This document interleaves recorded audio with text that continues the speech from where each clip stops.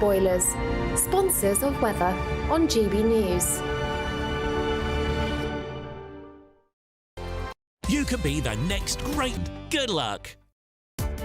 Welcome to State of the Nation, daily plunge into the stories shaping our country. I'm Jacob Rees-Mogg, and Monday to Thursday we bring you the insights, the facts, the truth about how our country is being governed. Because what happens in Downing Street matters down your street. Tune in to State of the Nation every Monday to Thursday, 8 to 9 o'clock. Only on GB News, the People's Channel, Britain's news channel. Are the newspapers getting you down? My wife didn't divorce me that month. Struggling to separate the wheat from the chaff? I know that it's a bit of a circus at the best of times.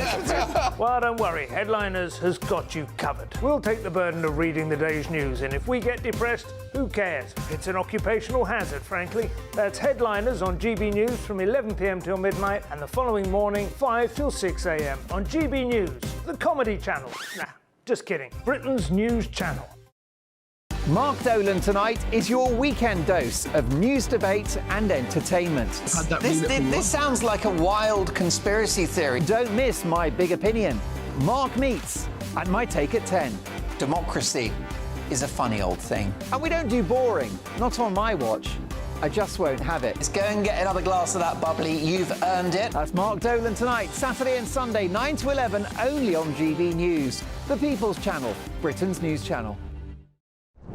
I'm Christopher Hope. And I'm Gloria Di Piero, bringing you PMQ's live here on GB News. Whenever Parliament is in session on a Wednesday at midday, we'll bring you live coverage of Prime Minister's questions. We'll be asking our viewers and listeners to submit the questions that they would like to put to the Prime Minister, and we'll put that to our panel of top politicians in our Westminster studio. That's PMQ's live here on GB News, Britain's news channel.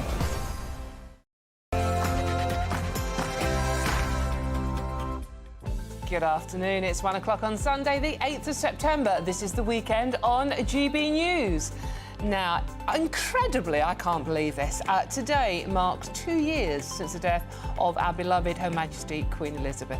We'll be looking back at that amazing life and legacy and how the nation is faring 2 years on from her passing. And the annual Trade Unions Congress kicks off this afternoon as rows over Labour government's active winter fuel payment continue to rage on, with the unions themselves now questioning the move. Will Keir Starmer regret caving into the unions, and will the winter fuel cut be his own personal poll tax?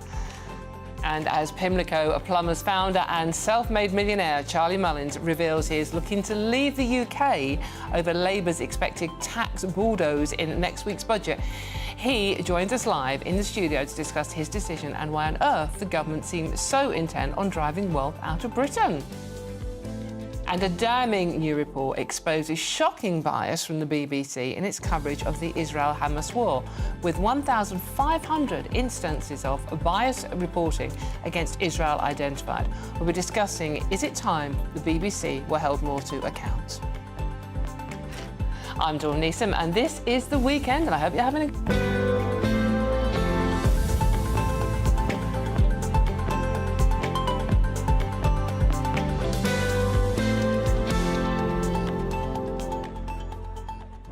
It is indeed the weekend. I hope you're having a wonderful weekend out there. Thank you very much for joining me on this Sunday lunchtime, because this show is all about you. It's not about me or my brilliant panel I'll have with you or any of the guests. It's about you and your views. And my favourite thing is talking to you as well. So let me know your thoughts on all the stories we're discussing today.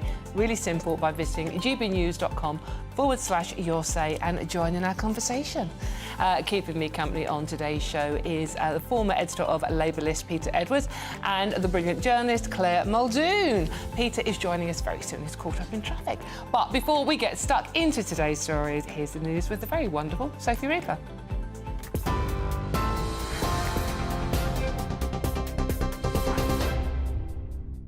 Thank you, Dawn. It's 2 minutes past 1, and these are your latest headlines. Today marks 2 years since the passing of Britain's longest-reigning monarch, Queen Elizabeth II. She was on the throne for 70 years and was beloved by the nation and around the world. Earlier today, the King and Queen arrived at Crathie Church, where the late Queen was a regular worshipper. Charles and Camilla attended the church near Balmoral for a Sunday service with prayer and remembrance for his late mother. The Prime Minister has hit out at the previous government this morning, saying the NHS has been broken in ways that he called unforgivable. These comments come as a Labour-commissioned review into how children are treated by the NHS is due to be published in the coming week. Speaking earlier to the Camilla Tominey show, Health Secretary Wes Streeting set out Labour's plan to tackle the NHS crisis. My reform agenda is about three big shifts: out of hospital into the community, so we get the GP appointments that people need, the social care that people need, care closer to people's homes, better for patients, better value for taxpayers. It's a shift from analogue to digital, so we're not working with outdated systems and allowing the waste in the NHS to go unchallenged. And then thirdly, from sickness to prevention, making sure we're supporting people not just to live longer, but to live well for longer through good public health and prevention measures. Those are the pillars of Labour's reform agenda. Meanwhile, Shadow Health Secretary Victoria Atkins told GBNews that she's concerned Labour are using this report to cover their plans to increase taxes. What concerns me about the way that Labour is seeking to report this report is that they seem to be chasing headlines. Lord Darcy is a very respected, eminent surgeon. Of course, he is also, it's fair to say, a former Labour minister and a former Labour peer. But this report should be about what the state of the NHS is and providing solutions. And what worries me is that Labour is using this report as cover for the tax rises they plan to raise on us all at the budget in October. Last night, Donald Trump spoke in Wisconsin, a key area for his election campaign. The Republican presidential candidate pledged trade restrictions and to clamp down on immigration. Trump was also critical of both current US President Joe Biden and his election opponent Kamala Harris. Here's what he had to say. How Biden won, I will never know. To me, it's one of the greatest miracles. To me, it's a great miracle. But how the hell that guy won? But he won, and he got, in this one, he got 14 million votes. She got no votes. And then they put her in anyway. The bosses put her in because she's controlled by them. But she will be the worst president. He is the worst president in history. She will be worse than him. She will be worse than him. And Trump is never wrong. I am never, ever wrong. Back in the UK now, and the Met Office has issued a yellow weather warning for rain for much of England and Wales. That will remain in place till 6 o'clock tonight. They've said this means a small chance of power cuts and flooding in people's homes, with some areas expecting up to 60 millimetres of rain by the end of the day. The annual conference for the Trades Union Congress is now underway in Brighton. Topics on the agenda will include protecting the right to strike, building a fairer economy and winning a better future for working people. Oasis announced last night they would send out an invite-only registration form for people to join a private ballot for tickets. This comes after millions attempted to obtain tickets last weekend for the band's gigs next summer, but many were left disappointed. Oasis and Ticketmaster have also faced criticism following so-called dynamic pricing being used, leading to an investigation being launched. And we're now into the final day of the Paralympics over in Paris, where Team GB have won a huge number of medals, and they aren't done yet. The Brits have won a number of medals in the kayaking today, a gold and silver in the women's 200-metre KL2, a gold in the women's 200-metre KL3, and a silver medal in the men's 200 metres VL3 event. So that is brilliant work from our kayakers. The closing ceremony will take place tonight over in Paris, with swimmer Poppy Maskell and taekwondo athlete Matt Bush carrying the flag for Team GB. Those are the latest GB News headlines. For now, I'm Sophie Reaper. More from me in half an hour. For the very latest GB News direct to your smartphone, sign up to News Alerts by scanning the QR code or go to gbnews.com/alerts.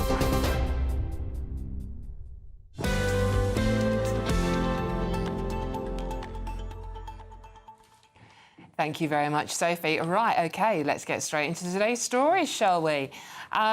Incredibly, it is 2 years since we lost the Queen. I it feels like yesterday. I don't know about you, but it really feels like yesterday to me. Her funeral was watched by over 4 billion people worldwide, and members of the public, including myself, queued for some over 12 hours, not me, but I was there for 6, unlike Philip Schofield and Holly Willoughby, if I remember rightly. Any case, some of you queued for 12 hours to see her lying in state. It is, as I said, 2 years since the death of Britain's longest reigning monarch and the ascension of our current king, obviously Charles III. King Charles this morning attended church near Balmoral to pay tribute to his late mother. So I'm asking today, what is the late Queen's legacy 2 years on from that passing? Joining me now, I'm thrilled to say, is someone that actually knew her, is former Royal Butler Grant Harold. Grant, thank you very much for joining me this afternoon. I don't know about you, but I've just been saying I cannot believe it is 2 years. It has flown past. What does today mean to you? Good afternoon, Dawn. Thank you for having me on. You're right, I can't believe it. And she's, you know, I'm lucky that I had the opportunity to know her, to work for her, to spend time with her and her family.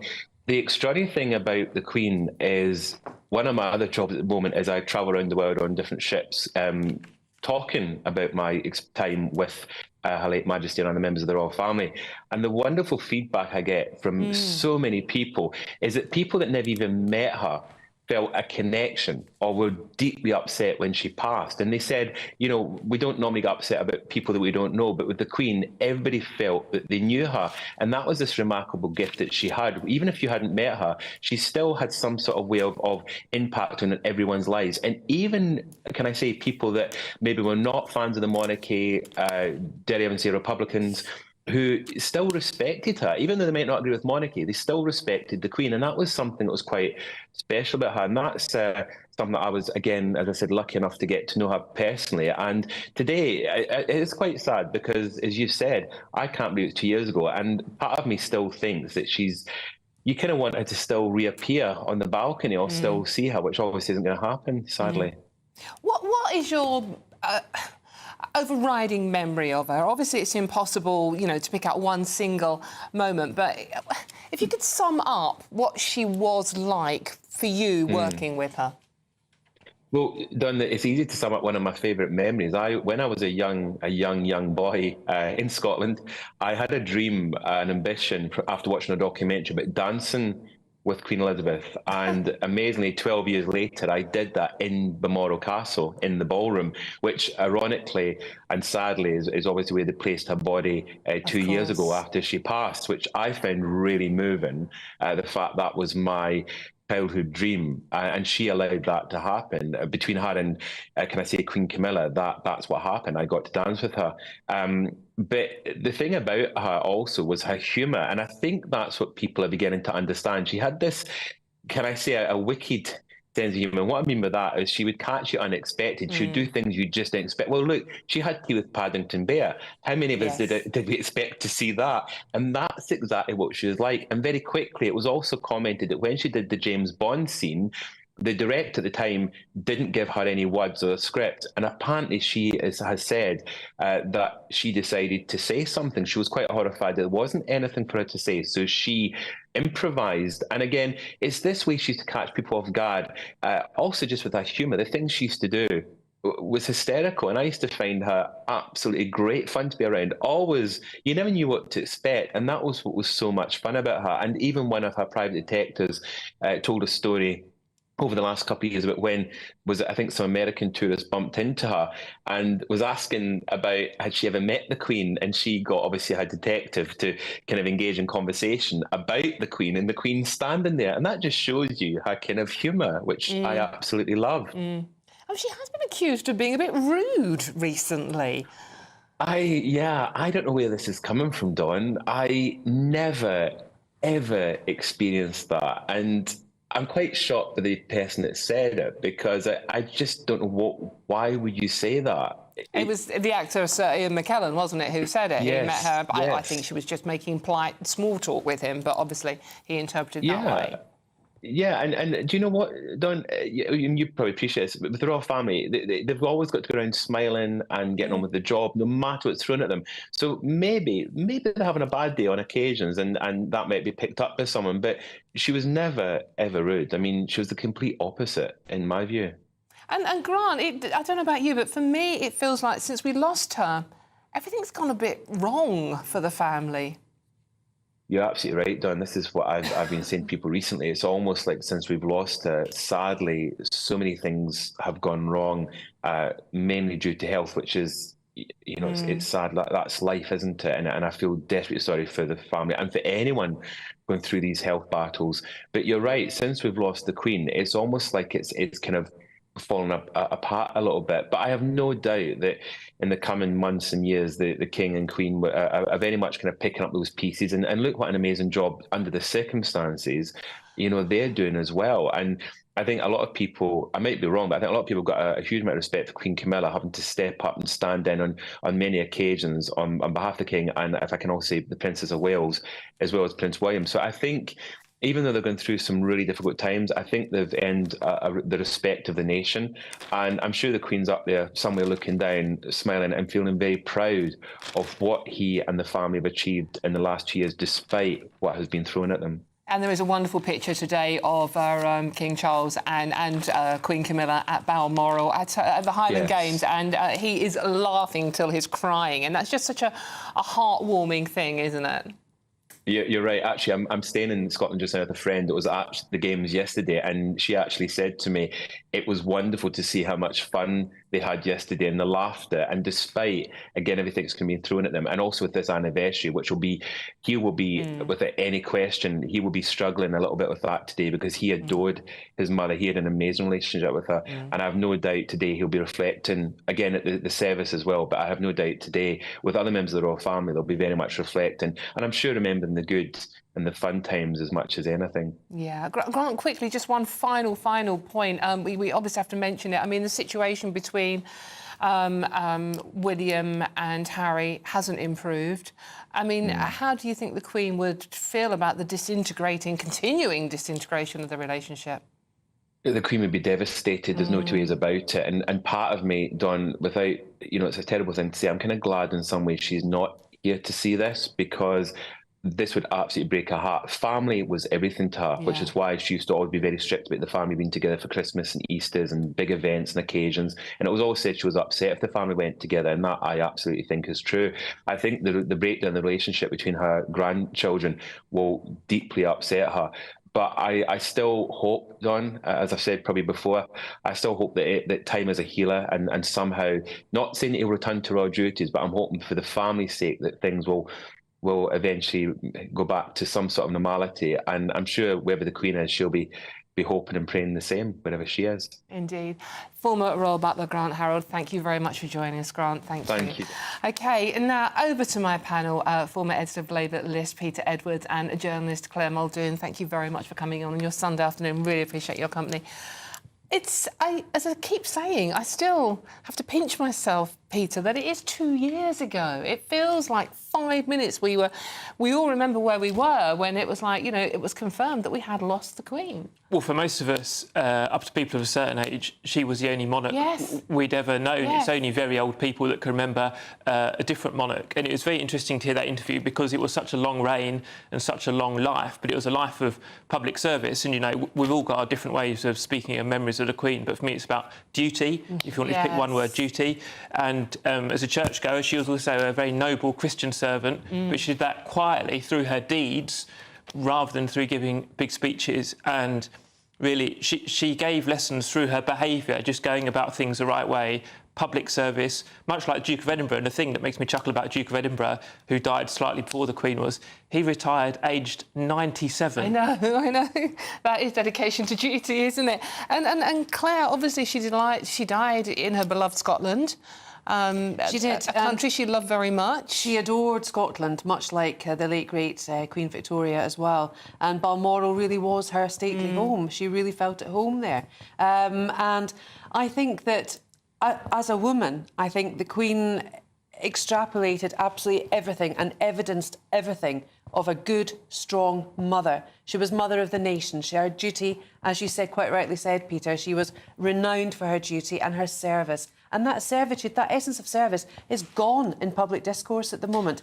If only some of our elected and unelected heads of state operated with such dignity as she did, then I don't think we would be facing the absolutely horrific issues that we have at the moment in the world. If people just were to take that step back, were to think about things, and she was very wise. She was an incredibly wise woman. I'm not a great fan of King Charles III.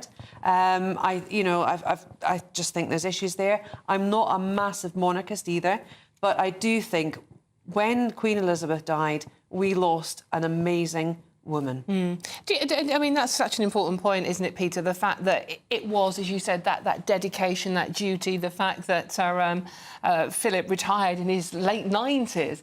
And as I said to Grant, we appear to have lost something since we lost both of those people.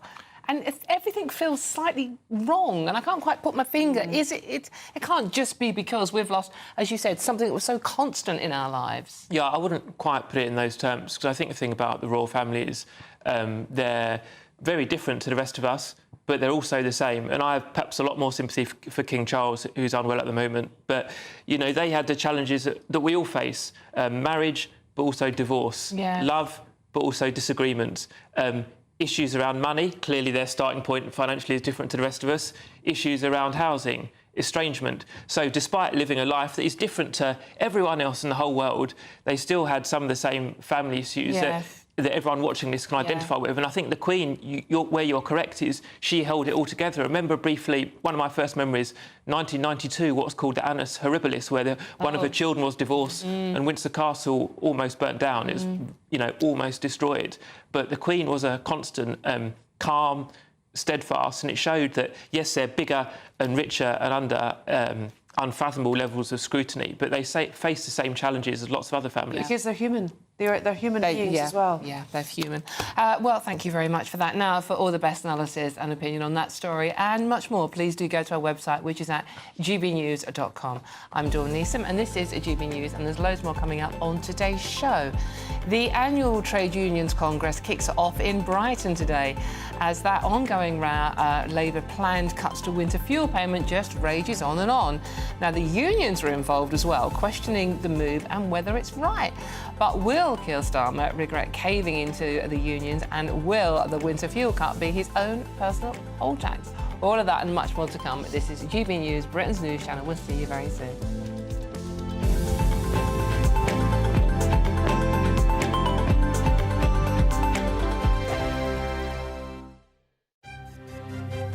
GB News Breakfast, every day from 6 a.m.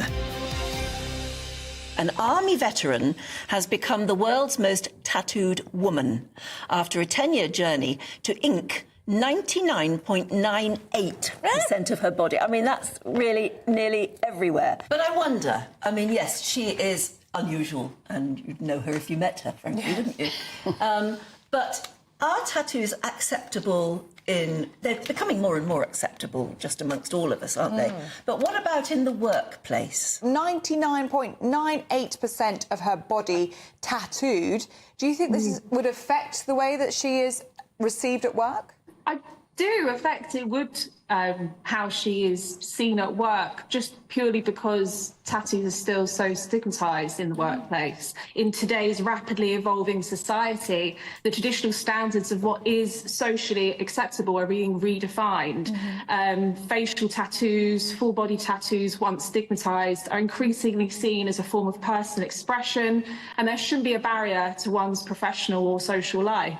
If you are going for a job, for instance, we make up 90% of our minds about somebody within the first 3 seconds. And I have written a book on body language, and the face is just so important. You need to have the smile, you need to be able to read the facial expression, even when we're speaking. Now, if the face is really heavily tattooed, you can't do that. Jade said that there is still this stigma, particularly to facial tattoos. We do judge people with tattoos, don't we? We do. Unfortunately, we do, because it's not the norm. And as a human being, we tend to judge what is not the norm. norm. And as Jade says, we are getting much more used to it. It is much more socially acceptable. But a lot of firms will say, if you've got a tattoo, you cover it. We don't want tattoos in the workplace. GB News, the People's Channel. I'm Christopher Hope. From pop stars to politicians, I'll interview anybody in a pub who's got a political opinion. Join me every Friday on Spotify, Apple Podcasts, YouTube or gbnews.com, or wherever you get your podcasts. This is GB News, the People's Channel.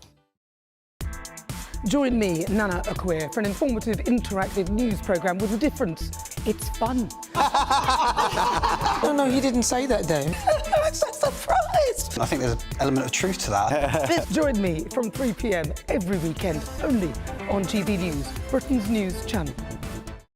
Sunday nights on GB News. From 6, Neil Oliver. At 7, it's Free Speech Nation with Andrew Doyle. At 9, Mark Dolan. And at 11, get set for the week ahead with headliners. Tomorrow's papers tonight. GB News, the People's Channel, Britain's news channel.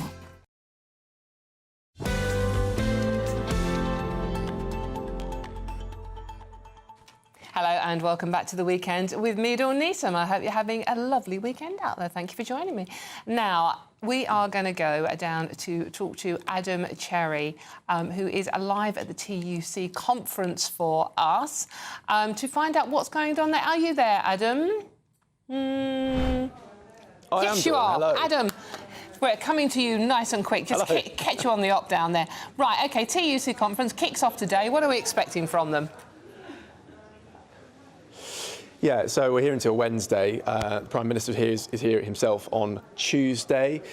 Really, it's an interesting one because, on the one hand, this is the first TUC Congress under a Labour government for 15 years. So there is a bit of a spring in the step of the people coming here.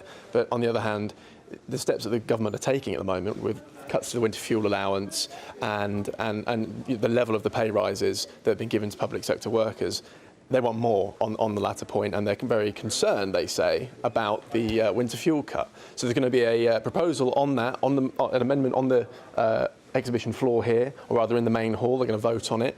It's been backed by Unite, which is one of the biggest unions in the country, and it's being held, that vote, on the same day that the Prime Minister is here. So it's not as if they're walking in lockstep entirely. There may be a bit of confrontation here.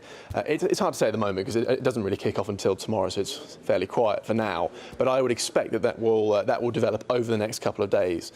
There was a press conference earlier today with the General Secretary, Paul Noack, and he said he had, quote, real concerns about that cut. And not really much of a surprise, is it? Because this is being framed as a necessary step to fund those pay rises for public sector workers, which the unions here say don't go far enough anyway. Adam, sorry, when did you say we're expecting Keir Starmer to be there? That's on Tuesday. Right. And we have Angela Rayner here tomorrow, and Ellie Reeves, the party chair, is here tonight. Right, because unusually for Labour Party ministers, and they are going to get a hard time from the unions, who literally support the Labour Party as well, aren't they?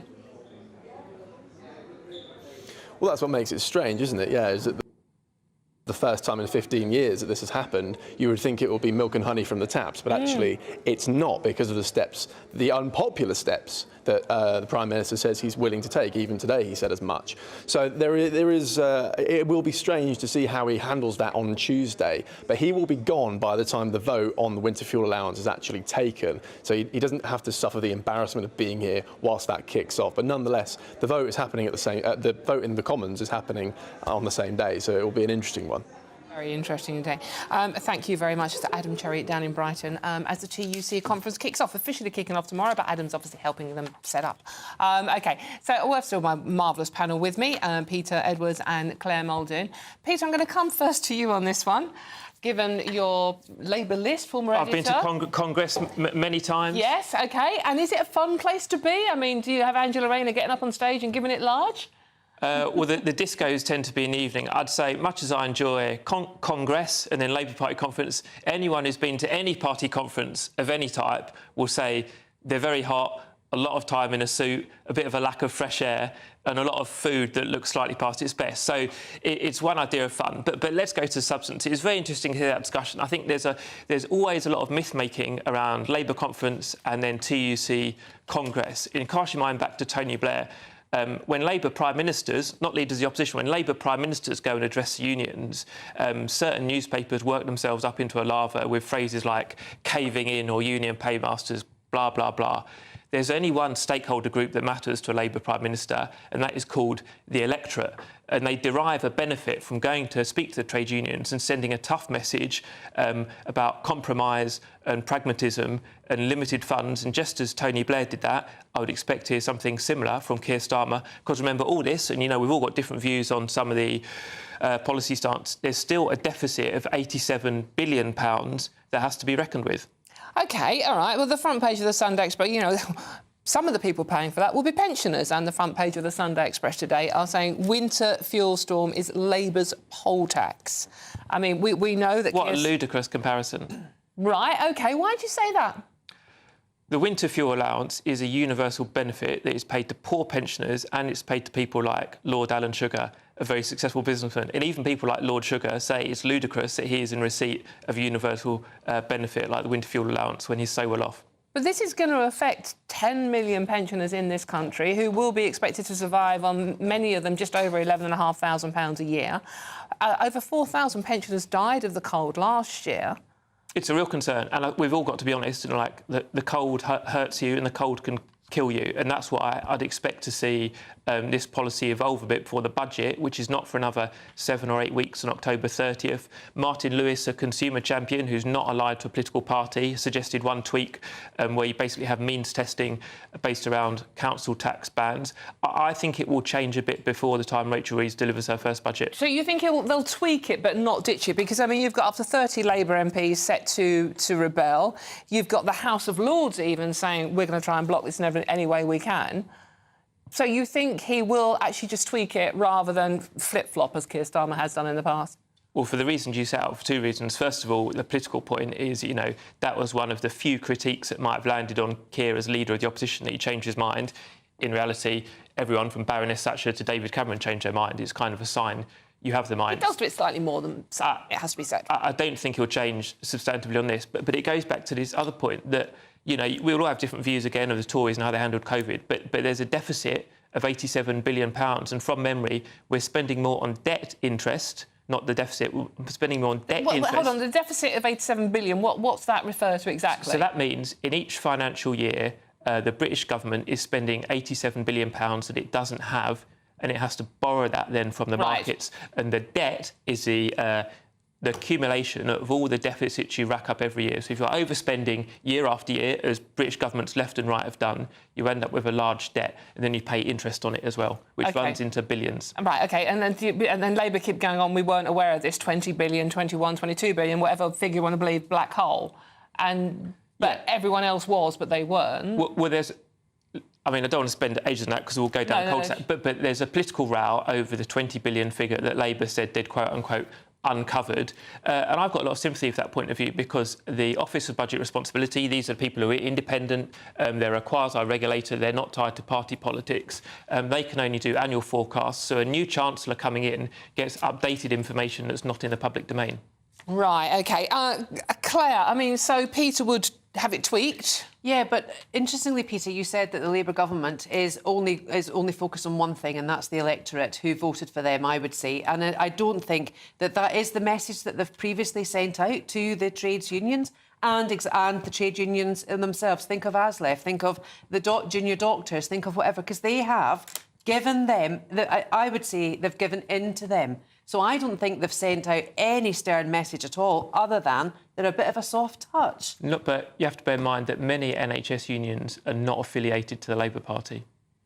But that's neither here nor there. I mean, the government has given in to them and given in to their demands. No, it hasn't. It's very important to say that's wrong. Doctors demanded 35% for full pay restoration, i.e. they'd have the same pay in real terms as a decade ago. Wes Streeting gave a one-word answer to that, which was no. But Peter, they did give 15%. OK, it's ratified over a certain number of years. However, the doctors have now come back as a counter-offer and said, actually, yeah, we'll take the 15%, but we're going to go on strike again until we get the 35. It's still an awful lot of money. And I'm sorry, but a train driver earning £70,000, working 4 days a week, when the rest of us have to scrimp and scrave, I'm sorry, I might actually become a train driver. Okay, well, we will be coming back to this subject. A lot of people do get very angry. And if you would like to join that debate, it's very easy to do so at gbnews.com/your say. But now, there's plenty more coming up on today's show. But first, it's time for the news headlines with Sophie Rupert.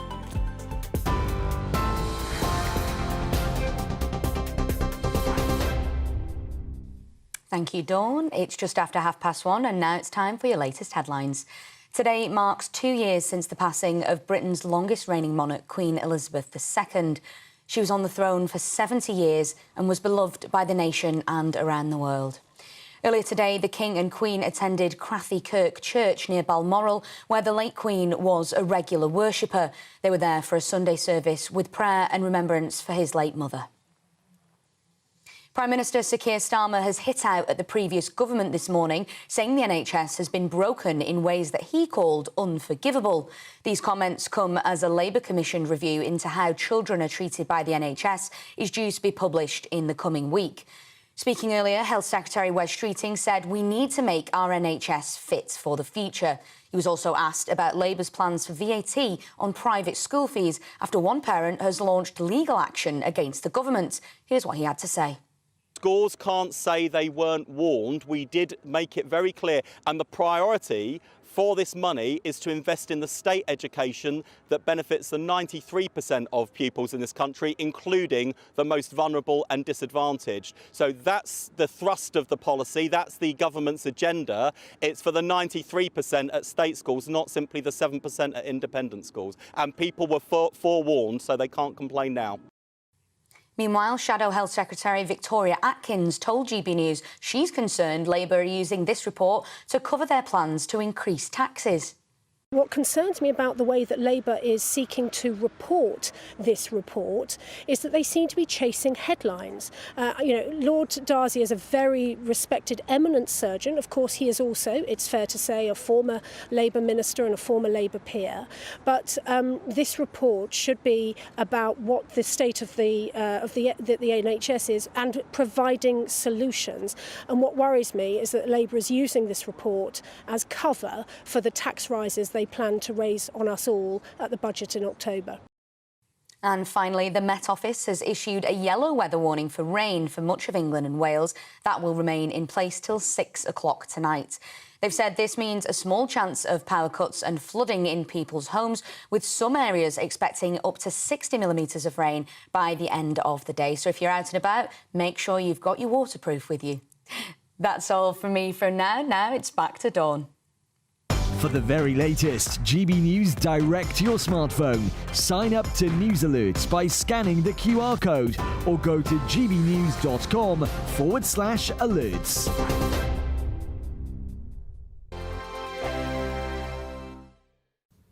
Hello there, welcome to your latest GB News weather forecast. It remains unsettled over the course of the day, overnight as well. Heavy rain and thunderstorms in places, particularly England and Wales, dry is towards the northwest. Low pressure starting to move away though as we head into next week, but a northwesterly airflow replacing it, so turning colder, particularly by Wednesday. Back to the rest of Sunday, though. An unsettled afternoon across England and Wales. Outbreaks of heavy rain for northern England down into Wales. Thunderstorms across central and eastern areas. Some localised flooding possible. The Met Office warning out through the day here. Temperatures up to around 22 Celsius in the sunshine. Rather cloudy across Scotland and Northern Ireland here. Temperatures are lower than they have been recent days. Cloud thick enough for some drizzle in places. Into the evening time, we've still got low pressure in charge. The risk of some heavy rain across southeast England, thunderstorms elsewhere, and this band of rain still producing Some heavy bursts across Wales into northern England. A drier picture for Northern Ireland, parts of Scotland, but still rather cloudy. Outbreaks of rain. Perhaps heavy at times, though, across eastern parts of Scotland and the borders as well.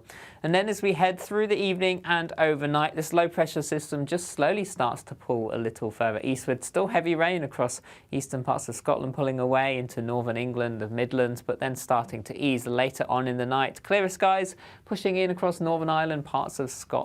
Here, the wind's turning around to more of a northwesterly direction, so temperatures starting to fall into single figures. Still fairly mild for the time of year under the cloud across England and Wales. A grey start to Monday morning here, outbreaks of rain. This starting to push away, brightening skies for Wales, the West Country, sunny spells for Northern Ireland, parts of Scotland for a time before the next weather system starts to bring some rain in here by the afternoon. Still cloudy across eastern areas, but cooler for everyone. Temperatures in the mid to high teens. Join me, Neil Oliver, every Sunday night at 6 p.m. on GB News. And if an hour is not nearly enough for you, go to gbnews.com for special extended episodes online every Friday at 9 p.m, where we can truly get into the nitty-gritty of what's going on. GB News, Britain's news channel. Every Saturday, 10 till 12, we'll bring you all of the news that you need to know. We'll also remind you that there is so much to smile about. It's my favourite time of the week. I get to relax, enjoy some light-hearted stories, and let Ellie teach me about fashion too. That's Saturday Morning Live, every Saturday, 10 till 12. Only on GB News, Britain's news channel. We're proud to be GB News, the People's Channel. And as you know, we always love to hear your views. Now, there's a new way of getting in touch with us at gbnews.com/your say. By commenting, you can be part of a live conversation and join our GB News community. You can even talk to me, Bev Turner, or any of the members of the GB News family.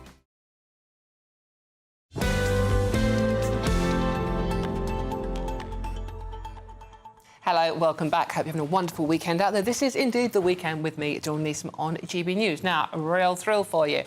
Pimlico Plumbers founder and self-made millionaire Charlie Mullins has said that he will look to sell his £12 million London penthouse and move his assets out of the UK in response to Labour's anticipated tax ambush. Remember, things can only get worse in next month's budget. This is just one of the many reports this week of wealthy business people planning to ditch the UK over plans to ravage the nation with tax hikes. Why on earth are Labour suddenly, seemingly so determined to drive wealth and prosperity out of Britain? And have they actually done a risk assessment on this and how much it's going to cost the rest of us? So let's talk to Charlie now. Thank you so much for coming in, Charlie. Really appreciate your time. Now, lots and lots of people have been getting in touch and they're looking forward to hearing what you've got to say. Because, you know, you are literally quitting the UK. I mean, you know, you're a proud Brit, you love this country, but you've had enough.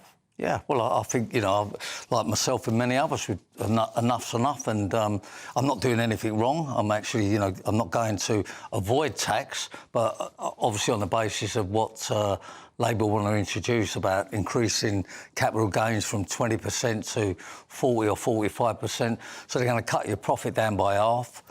They're also talking about the inheritance tax that may go up to 40%. Yeah, I just think it's unacceptable, and I think that, you know, why should we sort of work hard and let them waste all our money? And you have worked hard, Charlie. I mean, you grew up on the South London Council estate. You founded Pimlico Plumbers, which you sold for 140 million, I think it was, wasn't it? I think a little bit less than that. A little bit less. Well, it was quibbling when you were in your millions. And you paid 22.1 million in capital gains tax and income tax on that, didn't you? Yeah, I think we're nearly 23. Yeah. So you're not you know, a non-dom. You've paid your way. I've complied with the tax regulations all my life since I've been, you know, since I'm born here, obviously. And I'm not against it. I'm not against paying into the system. What I am against is the way the money's being used. And I'm just not prepared to put in any more. Knowing that it's just encouraging more and more people that shouldn't be in this country, and we're not looking after our own type of people. And, you know, people say I'm not patriotic, but, you know, for 55 years, I've paid into the system, I've employed thousands of people, 1,500 apprentices that I've trained, and paid in. I mean, my accountants tell me that possibly over the years that I've paid in 100 million to the system. And I'm fine with that on the basis that, you know, business has been very good. But for these people to say I'm not patriotic, it's just nonsense. And you're not alone, are you? I mean, you know, an estimated 9,500 millionaires are ready to quit the UK. That'd be a huge drain on the income tax. And your last income tax you're going to pay is going to be, what, January, I'm assuming? January, yeah. That's it, yeah. The amount of money you've made, that will be getting no more into the economy. Well, as you said, it's me and many others. You know, billionaire Alfie Best has done the same, and many other people, I won't mention the names, have gone. You know, we don't need to stay here now. If we're creating wealth and putting in the pot and you're being penalised by the current government, then, you know, we can get up and go anywhere in the world and not put up with it. I mean, you can go to Italy and be registered there and only pay 100 grand a year tax. You know, they actually, government think that they're going to bring in more revenue by doing what they're doing. The revenue will go down by 50% because they're just... You know, just driving people out of the UK. I mean, you know, I've already gone anyhow. You know, I'm not going to beat about the bush. I'm already gone, and I'll just come back here now for visits and family. And I'm starting a new business which launches October the 1st here, but it's a family business. I'm not on the payroll, so I won't be paying nothing out of that. But they're compliant with the tax regulations. Would you be starting that new business knowing what you know now? No, definitely not. Right, definitely not. I mean, we started the project probably 2 years ago. We had a 3-year non-trading clause on us, and but no, certainly not. Definitely not. I mean, and again, you know, I've said to my family that once the business is up and running, if we find that Labour are too difficult and putting too many hurdles in the way, then we just shut down and go to Dubai. I mean, they're just not encouraging businesses, and you know, what with the new workers' rights and all this 4-day-a-week nonsense and working from home and pick your own hours and, you know, call me this in the work. You know, I just can't comply with that, I'll be honest with you. I'm not against workers' rights. I'm not against it, but I'm just like a normal working-class guy like millions of other people, and it's just not how we've been brought up. It's just not the work ethics. And I think the workers' rights is being loaded more for the employee, and when the employee's got more rights than the employer, then something's wrong. But of course they've got to have rights. I mean, it's just that they're just overloading it, and you know, I have to say all this nonsense that, you know, you want to be called this in the workplace. I'm not going to have, say, Eric the bricklayer one week and then next week he wants to be Mary in call centre. I mean, it just ain't going to happen. And you know, we're not going to have the working from home nonsense.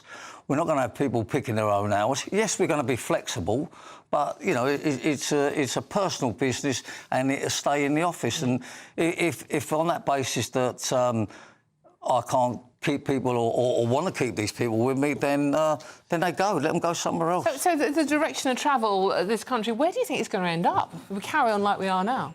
What do I think what? Where do you think we're going to end up if the direction of travel carries on? Well, unfortunately, we're definitely going to be in recession, that's for sure. And they talk about this 22 million black hole that they've found. But if they really want to be honest with it, evidently 9 billion of that is down to pay rises for the civil service. So you know, they're all looking after their own type of people, and I just feel Labour now are just too much. You know what I mean? Would I put Starmer and was it Reeves and the other one, Rain or something, in charge of my business? The answer's no. I mean, but they're running the country. You wouldn't have Keir Starmer running, you know, running your bath by the sounds of it. Well, I wouldn't put him in charge of a broom, if I'm being honest with you. And that's being polite. You know, they're just absolutely... They're not for the working people. They're all for giving money for people that don't contribute nothing. This is what I'm confused about, Charlie, because when I grew up, you know, my dad was a Labour rep. I mean, Labour were for the working classes. Do you think they've lost that? Oh, undoubtedly, undoubtedly. Obviously, the Conservatives haven't helped things. I mean, the last 14 years they've just been atrocious. You know, Labour are just picking up on what they've given now. But let's not kid anyone. Labour are not for people that contribute to society. Charlie, I mean, you have been accused of this many times in the... But you know, you are, a working-class lad. You're proud of your country. You're proud of the flag. So you're leaving, though. You know, that isn't the most patriotic thing you could do. You're leaving poorer people who are going to be really struggling to pay their taxes and survive now. Yeah, look, I totally agree with you, but, you know, I don't run the country. I can't sort of help everybody out, and... you know, that's for the government, really, to make jobs available, get training schemes going, look after the pensions. But you would say you were a patriot still? Sorry? You would say you are a patriot? Well, for all these years I've been here and have been, but all of a sudden I decide that enough's enough. So, I mean, you know, I'm not interested in what people think about, you know, that I'm jumping ship and all this nonsense. I've contributed, you know, as much as I possibly can over the years. And, you know, I'm still going to be involved with a charity, FA Shooting Star Hospice, that the company's still going to support. But, you know, I'm just not going to contribute into the pot no more. Charlie, we're running out of time, unfortunately. Really? Yeah, I know, it's flows past, doesn't it? That's a shame. If you could just quickly sum up Labour's first 2 months in power in one broadcastable word, what word would it be? What, on air?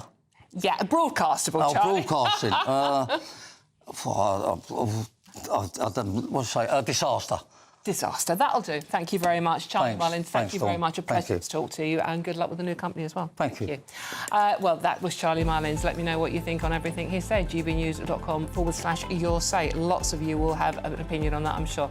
I'm Dawn Neeson. This is GB News, and there's lots more coming up on today's show. A damning new report has found the BBC breached its own editorial guidelines over 1,500 times during the height of the Israel-Hamas war, with coverage being heavily biased against Israel. Is it time the BBC was held more to account? All of that and much more to come. This is GB News, Britain's news channel. You can put the kettle on, but don't get too far.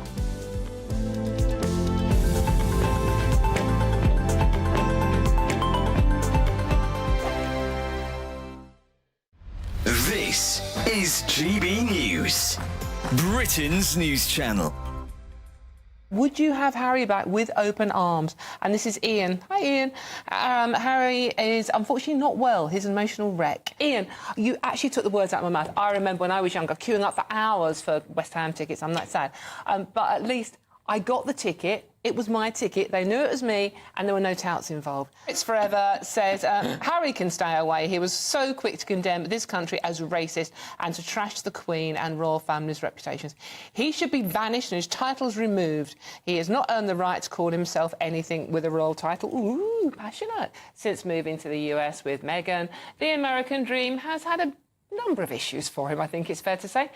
But if Harry was to return, would he be welcome? And could he make it up with William? Look, if Oasis, sorry I said the O word, have done it, can William and Harry?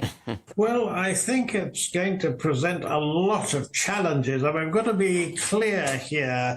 When it comes to reconciliation, if it's possible, obviously, to mend the rift with William, clearly that is to be welcomed. But as for Harry returning, what precisely would that mean? What precisely would Harry want?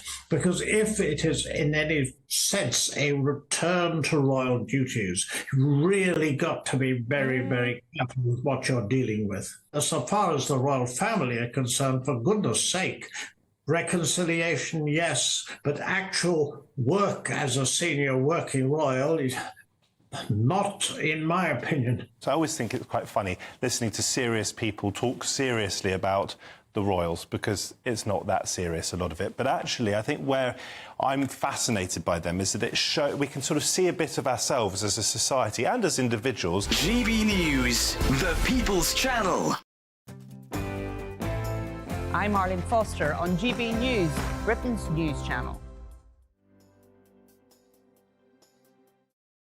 If you want your news to be straight talking... This is a nightmare for the Conservatives again. Down to earth. It's not just Nottingham where this is happening, is it? And most importantly, honest. Hard-working, middle-class taxpayers, they'll get their book thrown at them. Then catch me, Martin Daubney, Monday to Friday, 3 till 6 p.m. on GB News, Britain's news channel. Join me, Nana Akua, for an informative, interactive news programme with a difference. It's fun. No, he didn't say that, though. I'm so surprised. I think there's an element of truth to that. Join me from 3 p.m. every weekend, only on GB News, Britain's news channel. Hello there, I'm Eamon Holmes. Thank you for joining us on GB News, Britain's news channel.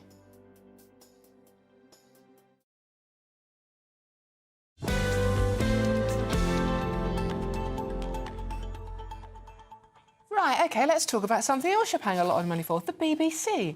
A new report has found that BBC has breached its own editorial guidelines over 1,500 times during the height of the Israel-Hamas war, with coverage being heavily biased against Israel, associating the genocide more than 14 times more than Hamas in the corporation's coverage of the conflict. The report stated the findings reveal a deeply worrying pattern of bias and multiple breaches by the BBC of its own editorial guidelines on impartiality, fairness and establishing the truth. So we're asking this afternoon, is it time the BBC, that we all pay for, remember, or most of us pay for, were held more to account? I've still got my wonderful panel with me. We have the editor of Labourlist, or former editor of Labourlist, Peter Edwards, and journalist Claire Muldoon. Claire, I'm going to come to you first on this one. Pretty damning report, isn't it, about the BBC's bias, seemingly bias. Who commissioned the report? I mean, there's so much to unpack here, actually, in terms of who commissioned it, who paid for it, and actually what the outcome would be. Did we know what the outcome would be beforehand? Where is Ofcom in this? It was. Its research was led by British lawyer Trevor Asserson, who has done this the report. He's done reports before into the BBC coverage of things as well, and he did one previously which led to an internal inquiry which the BBC didn't publish the reports of. So it is a report, and it's been analysed. It's analysed the BBC's coverage in a 4-month period. It's starting the day after Hamas carried out the October 7th. October last year, then. Yeah. Almost a year on. And it's a team that involved 20 lawyers and 20 data scientists contribute to the research, which used AI to analyse 9 million words of BBC output. So they're the basics. So there's some pretty serious people involved in this. The BBC, for me, I think us as a country hold the BBC not unlike the NHS. We kind of hold it in some high esteem where it really ought not to be held, in my view. They've got competition now from all the streaming agents, of which there are a myriad, too many to mention. And yet, you know, we've got the choice to pay for those other ones if we want them. We don't have the choice with the licence fee, which I think has to be remodelled and changed and actually put out to us to see what we can do about it. But they've also got the Strictly scandal, Hugh Edwards, Jermaine Janis recently. I mean, come on. I mean, is there any more cover-ups, any more whitewashing that can be done? What is it with the BBC? Scrap the licence fee? I think we should. Peter, just briefly. Unfortunately, we're running out of time, as always. Well, the BBC shouldn't be above criticism, but this was not a report by the regulator Ofcom, and it was not a report by the BBC. Clearly, there's an immensely distressing war going on in the Middle East with a huge death toll, first in Israel, now even more so in Palestine. Briefly, I was very struck by Bishop of Dover saying we should be talking about the fatalities in the war because that's more important than the editorial. Fine, thank you. We are running out of time on that one. The fatalities in the war, which I'm mainly getting from Hamas Health Ministry, aren't we? OK, now, BBC reporter John Simpson wrote in The Telegraph, audience research shows that a big majority of viewers and listeners think the BBC are by far the most trusted provider of impartial coverage of Gaza. So there you are. I'm Dawn Newsom. This is GB News, but let's have a look at the weather's like with Greg Dewhurst. A brighter outlook with Box Solar, sponsors of weather on GB News. Hello there, welcome to your latest GB News weather forecast from the Met Office. Low pressure slowly starting to move away, still some heavy showers through until the evening time. Staying changeable into next week, but turning colder as the winds turn around to more of a northerly direction. There's that low pressure moving away, and then we see the wind switching to a northwesterly direction, this cold front introducing colder air as we head towards Tuesday and Wednesday next week. This evening, though, low pressure still bringing outbreaks of heavy rain across southeast Scotland, northern England into Wales, the Midlands, but starting to ease as we head into the early hours. Though the odd heavy burst is still possible, the odd rumble of thunder across eastern areas, drier further north and west, but turning colder. Temperatures in single figures across parts of Scotland to start the day. But there is some bright and sunny spells around across northern parts of Scotland, central Scotland to start Monday morning. A few showers, though, across the northern and western Isles. These may may start filtering inland as the day progresses. Any mist and fog patches clearing here. Similar across Northern Ireland, sunny spells to start the day. This cloud from the last 24 hours is still affecting parts of northern and eastern England. Brighter skies already moving into Wales and the West Country. Some fog patches first thing, but that will soon clear. And then through the day on Monday, the weather system will slowly push its way eastwards, but it takes its time. So eastern England, southeast England generally staying quite cloudy with some patchy rain at times. Brighter skies, northern England, Wales, the West Country.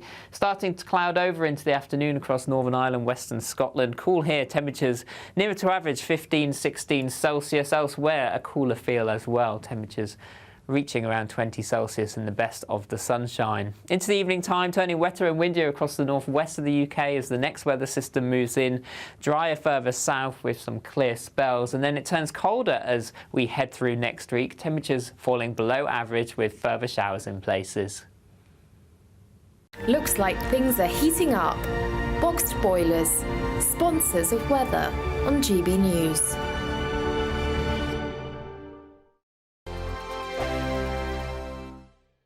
There's an incredible and good luck. Tune in to Friday Night Live with me, Mark Dolan. GB News royalty with your perfect start to the weekend. Lucky us! Feisty and fearless guests. Well, I'm a normal person, so ask me. Honest opinions that raises more questions than a Gary Barlow tax return. And a few surprises along the way. Might be cold in this studio. That is Friday Night Live with me, Mark Dolan. 8 to 9 only on GB News, the People's Channel, Britain's news channel. Are the newspapers getting you down? My wife didn't divorce me that month. Struggling to separate the wheat from the chaff? I know that it's a bit of a circus at the best of times. Well, don't worry. Headliners has got you covered. We'll take the burden of reading the day's news, and if we get depressed, who cares? It's an occupational hazard, frankly. That's Headliners on GB News from 11 p.m. till midnight, and the following morning, 5 till 6 a.m. on GB News, the comedy channel. Nah, just kidding. Britain's news channel. It's Patrick Christie's Tonight, and here we do things differently. It's explaining the absolute madness of this, doesn't it? It's explosive. I mean, this is very good. It's lively. 850. Your government sat there short and it did nothing. It's controversial. And the Middle East has been in turmoil since before I was born. It's everything you need to kickstart your evening. Everyone's had their Weetabix tonight. I love to see it. That's Patrick Christie's Tonight, weeknights from 9 p.m. Only on GB News, the People's Channel, Britain's news channel.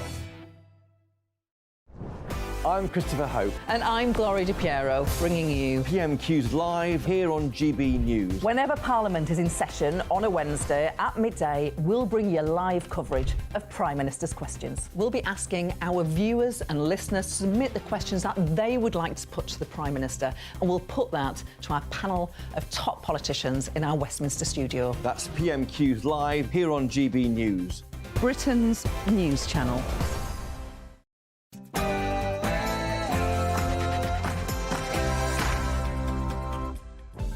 Good afternoon, it's 2 o'clock on Sunday, the 8th of September. No, I've got no idea where the year's going either. This is the weekend on GB News. Hope you're having a wonderful weekend out there. Now, today, incredibly, marks 2 years since the death of our beloved Her Majesty Queen Elizabeth. We'll be looking back at her amazing life and legacy. And how are we faring 2 years on from that passing?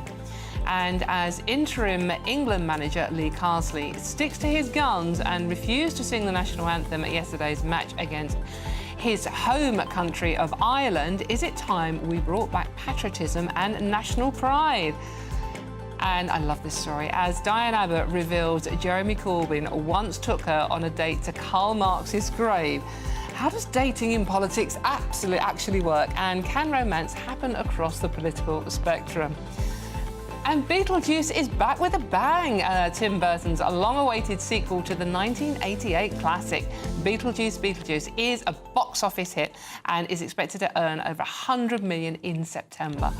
But why are so many new films, revisits, remakes or sequels to the old classics? Can we have some new stuff at some point, please? I'm Dawn Neeson and this is The Weekend.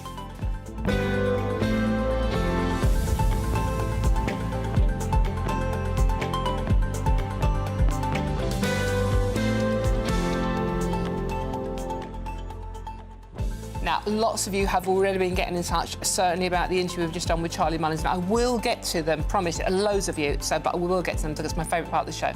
And it is all about your views, so it's very easy to get in touch as well. So let me know your thoughts on anything we're discussing today, including someone that's just offered Claire a job as a train driver. It's very simple, gbnews.com/your say and join the conversation. As I say, keeping me company on today's show is Claire, you just heard me reference, Claire Muldoon, a journalist and a broadcaster, and former editor of the Labour list, Peter Edwards. Thank you very much for joining me this afternoon. Train driving, that's one for you, I think. But before we get stuck into those stories and Claire's new role, here's the news with Sophie Reaver.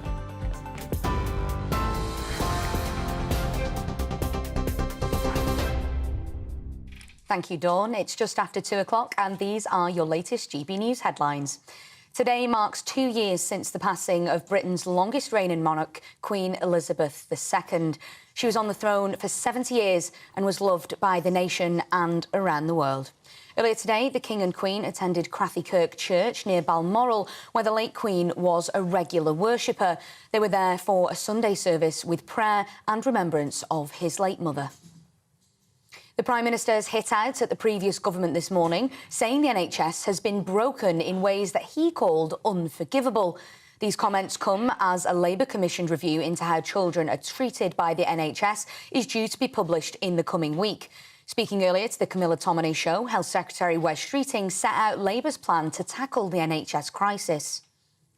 My reform agenda is about 3 big shifts out of hospital into the community. So we get the GP appointments that people need, the social care that people need, care closer to people's homes, better for patients, better value for taxpayers. It's a shift from analogue to digital, so we're not working with outdated systems and allowing the waste in the NHS to go unchallenged. And then thirdly, from sickness to prevention, making sure we're supporting people not just to live longer, but to live well for longer through good public health and prevention measures. Those are the pillars of Labour's reform agenda. Meanwhile, Shadow Health Secretary Victoria Atkins told GB News she's concerned Labour are using this report to cover their plans to increase taxes. What concerns me about the way that Labour is seeking to report this report is that they seem to be chasing headlines. Lord Darcy is a very respected, eminent surgeon. Of course, he is also, it's fair to say, a former Labour minister and a former Labour peer. But this report should be about what the state of the NHS is and providing solutions. And what worries me is that Labour is using this report as cover for the tax rises they plan to raise on us all at the budget in October. Over in the US last night, Donald Trump spoke in Wisconsin, a key area for his election campaign. The Republican presidential candidate pledged trade restrictions and to clamp down on immigration. Trump was also critical of both current US President Joe Biden and his election opponent, Kamala Harris. This is what he had to say. How Biden won, I will never know. To me, it's one of the greatest miracles. To me, it's a great miracle. But how the hell that guy won? But he won. And he got, in this one, he got 14 million votes. She got no votes. And then they put her in anyway. The bosses put her in because she's controlled by them. But she will be the worst president. He is the worst president in history. She will be worse than him. She will be worse than him. And Trump is never wrong. I am never, ever wrong. Back over in the UK now, and the Met Office has issued a yellow weather warning for rain for much of England and Wales. That's going to remain in place until 6 o'clock tonight. They've said this means a small chance of power cuts and flooding in people's homes, with some areas expecting up to 60 millimetres of rain by the end of the day. The annual conference for the Trades Union Congress is now underway in Brighton. Topics on the agenda include protecting the right to strike, building a fairer economy and winning a better future for working people. Last night, Oasis announced that they would send out an invite-only registration form for people to join a private ballot for tickets. This comes after millions attempted to obtain tickets last weekend for the band's gigs next summer, but many were left disappointed. Oasis and Ticketmaster have also faced criticism following so-called dynamic pricing, leading to an investigation being launched. If you're looking for those tickets, good luck to you. And we're now into the final day of the Paralympics over in Paris, where Team GB have won a huge number of medals, and they aren't done yet. The Brits have won a number of medals in the kayaking today, a gold and silver in the women's 200 metres KL2, a gold in the women's 200 metres KL3, and a silver in the men's 200 metres VL3. So brilliant work from our kayakers today. The closing ceremony will take place tonight with swimmer Poppy Maskell and taekwondo athlete Matt Bush carrying the flag for Team GB. Those are your latest GB News headlines. For now, I'm Sophie Reaper. More from me in half an hour. For the very latest GB News direct to your smartphone, sign up to News Alerts by scanning the QR code or go to gbnews.com/alerts.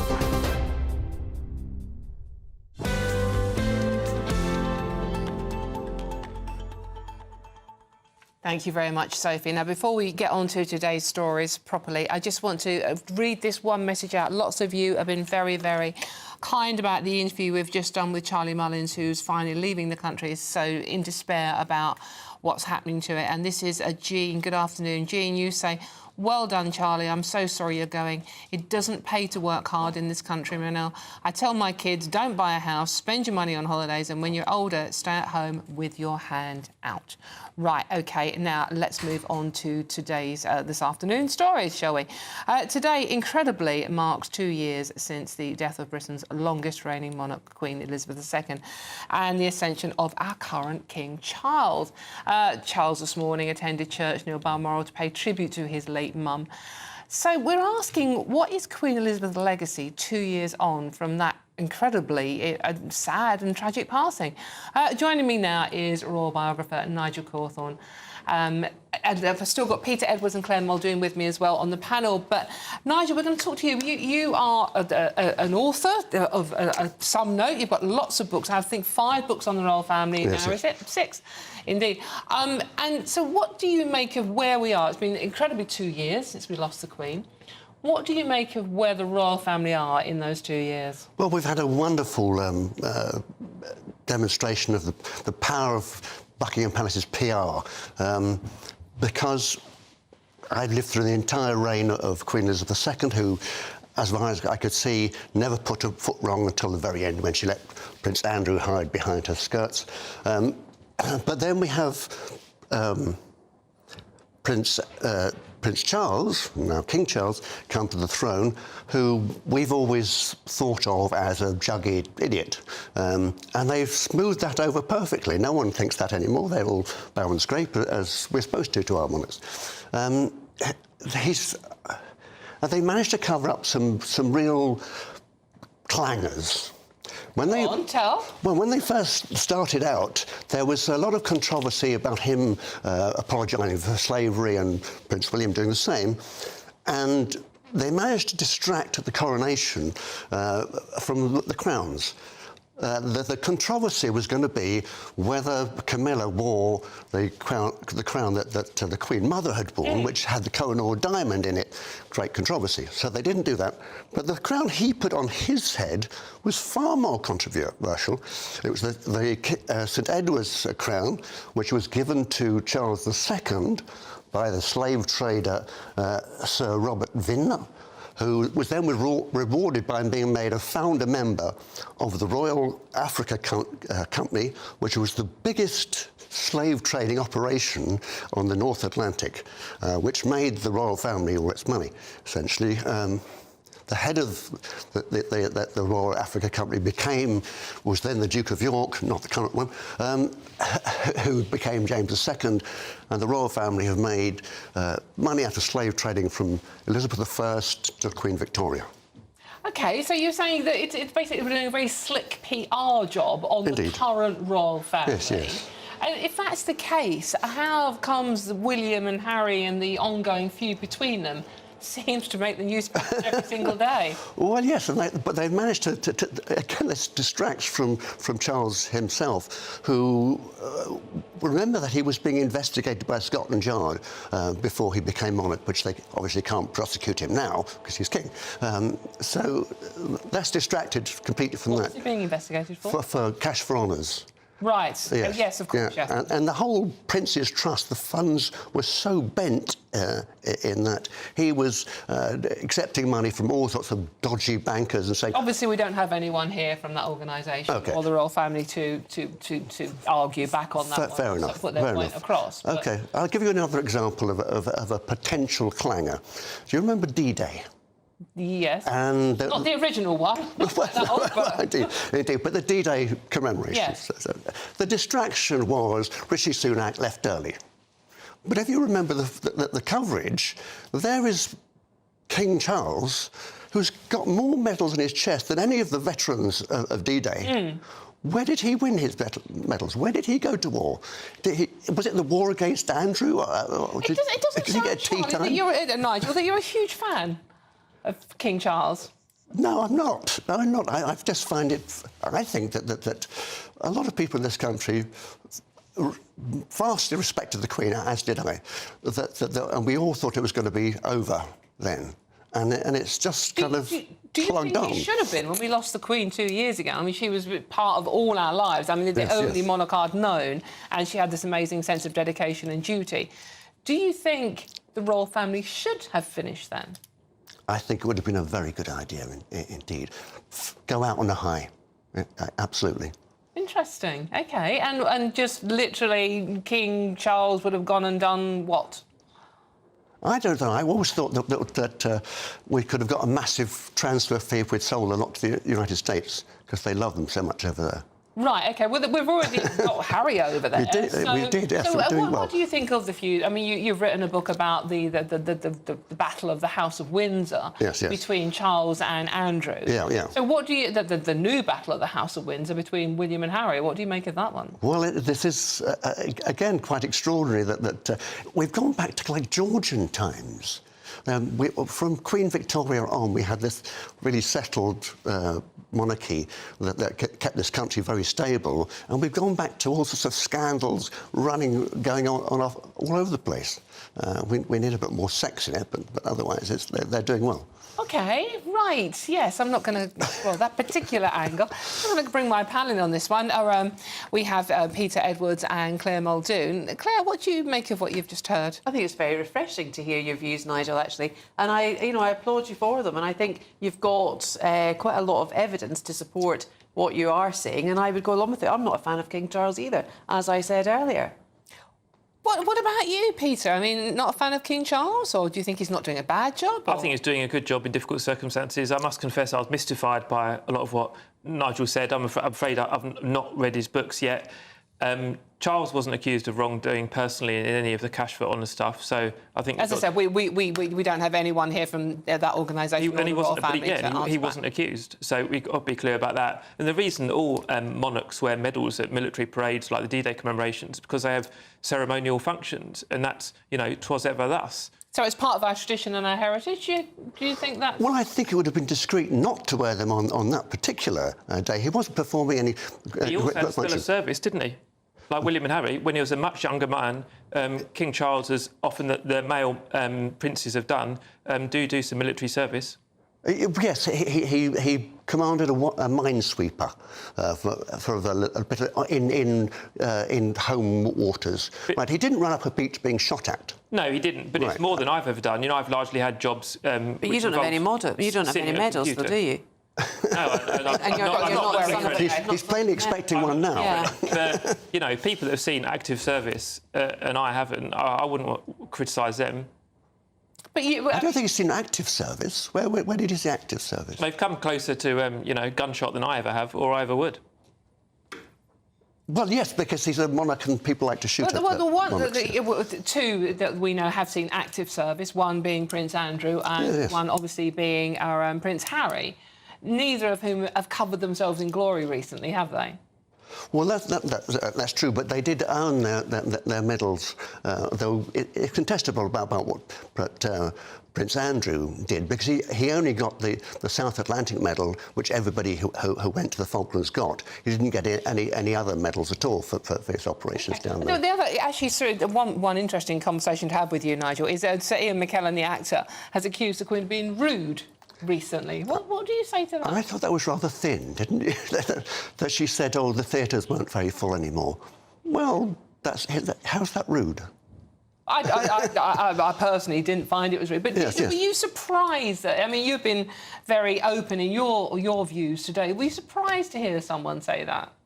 Yes, I was. It's very difficult to imagine her being rude. She was so conciliatory to everybody, so polite, the perfect queen that we've had. So, in fact, it's very difficult for anyone to compare to that, isn't it? OK, and if you say we should have got rid of them after we lost the Queen, what should have happened to the properties? You know, the palaces and all that? Well, a lot of it could have gone in reparation for the slave trade, obviously. I mean, like, we should have done that? Well, Kensington Palace and Clarence House were both built on money from the slave trade. I don't know how much the other properties are bought with that money, but yes. Interesting thoughts. Our Nigel Hawthorne, thank you very much for joining us this afternoon. Let us know what you think about that. Should the royal family have finished when we lost Her Majesty 2 years ago today? Let us know what you think. gbnews.com/your say. Now, Nigel mentioned the National Trust. So Dame Sue Bruce, Chair of Trustees of the Prince's Trust, has said the Board of Trustees is determined that lessons will be learned to ensure that in future our charity maintains the highest standards in all areas and always acts with the utmost integrity and propriety. I hope that the stories of note will begin to focus once more on the beneficial outcomes delivered by the Prince's Foundation. For all the best analysis on all the stories we've been talking about today, simply go to our website, which is at gbnews.com. Now, I've been Dawn Neeson, and this is GB News, and it's been a very packed, feisty show so far, and there's lots more coming up, including that football match last night. England's interim manager, Lee Carsley, was true to his word and did not sing the national anthem ahead of the Three Lions match against Ireland. But should the England manager have been obliged to sing the national anthem? And how important are national anthems in any case? Are they an outdated thing? Do any of us need to sing them? All of that and much more to come. This is GB News, Britain's news channel, and we'll see you very soon.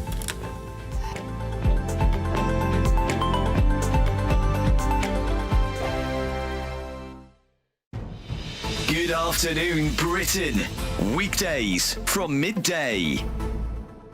A window cleaner is battling to prove he has the only portrait of William Shakespeare made in his lifetime. Yes, so owner Stephen Wadlow has been trying to validate the painting for years. He's had it x-rayed, he's had it analysed by experts, he's had it scientifically dated back to 1595 when the playwright was 31 years old. If it is the Bard, it could be worth north of £200 million. Steve, welcome to GB News.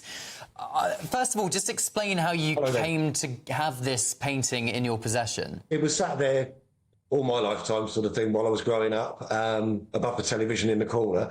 It was only back about 12 years ago that a visitor, she said, oh, I think it looks like William Shakespeare, or, you know, I like your copy of William Shakespeare, and was shocked to see it was an original painting. So it was only then that I started researching, and the different institutions have helped with the x-rays and all the rest of it. But then, is it actually Shakespeare? Well, all the facial comparisons, technology, everything like that, all matches with the Droshell, which is the only known 2D image of Shakespeare.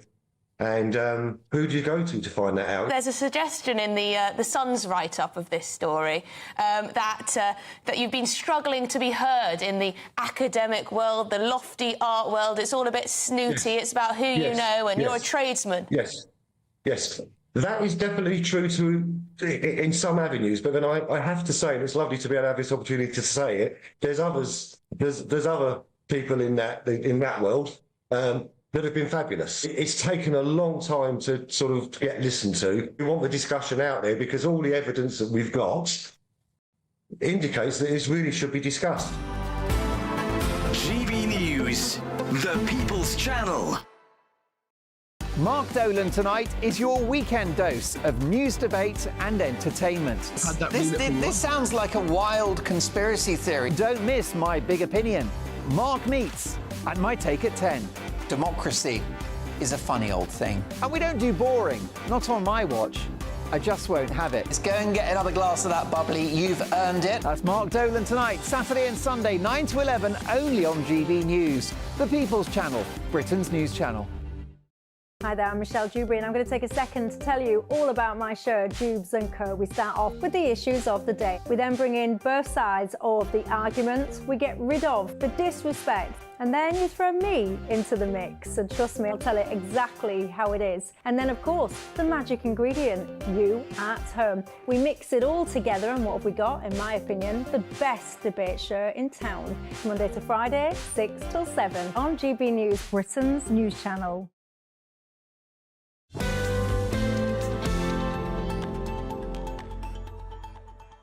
Hello and welcome back to The Weekend with me, Dawn Neeson, and I hope you are indeed having a wonderful weekend out there. Now, lots of you have been sending in your thoughts, and this is the favourite part of my show, is talking to you lot. So I'm going to read some of them out now, especially after the chat we just had with Nigel Cawthorne, who's a royal biographer. Kay, you say, at last, truth, facts. Thank you, Nigel. Interesting. He was very, very anti-King Charles and thinks, basically paraphrasing, he said that the monarchy should have come to an end after we lost the Queen, which is 2 years ago today. Kathy, meanwhile, says, Nigel Cawthorne, what a disgusting individual to have. I really don't agree with him whatsoever. Meanwhile, Eddie says slavery, because Nigel also blamed the royal family for the amount of money they made from slavery. He said, which country led the world in the abolition of slavery? We did. It's something to be proud of and puts into perspective everything we went before. And Molly says, can you get the anti-monarchist off? We don't want President Blair. Well, President Starmer, maybe. And Leslie says, sorry, the royal family are currently the only institution representing our country and stability and patriotism, while everything else around us turns to disaster. So keep those coming in. It's very simple to get involved in the chat, and I will get to more of them as we go through. It's gbnews.com/your say and join in, or you can message on our socials also at GB News. Now, did you watch the football last night? Wasn't much else on, was there, to be honest with you? Lee Carsley stuck to his promise not to sing the English national anthem ahead of his first game as interim head coach. The decision, which sparked criticism from many quarters, let's be honest, didn't dent England's 2-1 victory over the Republic of Ireland. You can see pictures there in the Nations League. Goals from Declan Rice and Jack Grealish, who both have Irish heritage, by the way, and scored those goals, secured the victory in Dublin, although the boos from Irish fans were aimed at both players and Carsley, who, despite being born and bred in Birmingham, has Irish roots too. In a light-hearted moment, Carsley also found himself briefly sitting on the wrong bench before being corrected. Freudian slip, it happens, doesn't it? His decision not to sing raises a question of whether a national team coach should be expected to publicly honour our anthem, regardless of personal preference or post affiliations, and just how important national anthems are in any case. They're very important in America. I mean, they sing them before school, don't they? So let's find out. To debate this, I'm joined by sports journalist Ben Jacobs and historian and broadcaster Rafe Haydel-Manku. Gentlemen, thank you very much for joining us today. Really appreciate your company on this one. Now, obviously, it was a huge debate yesterday when Carsley said, I'm not going to sing, and he didn't. He stuck to it. So, Ben, what do you make about all the fuss about whether or not the England manager sings the national anthem?